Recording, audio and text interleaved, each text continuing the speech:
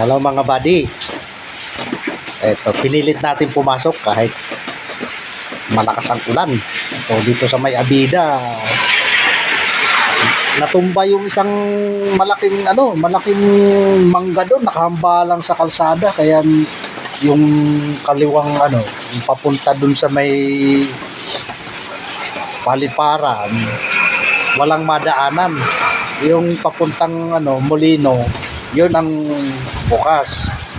Kaya yung way na yun nagiging two-way na, so isa na lang ang dinadaanan. Grabing lakas ng ulan, hindi sa amin ilang pa dami ng nagba-brown out. Kaya akala ko di ako makakapasok, talagang pinilit ko dahil sayang din naman, malapit lang, almost 30 minutes lang naman ang biyahe. Kailangan lang talaga mag-ingat. So, minsan nagsisiro visibility yung yung daanan. Yun. Kailangan talagang pumasok. Pero medyo tumila-tila naman naulan pa rin, pero hindi na ganun kalakas. So kanina talagang kala mo bagyo.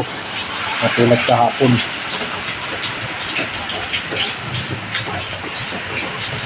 Nakahabol pa rin tayo. Balik tayo ng konti, 5 minutes, pero okay pa rin. Maraming salamat.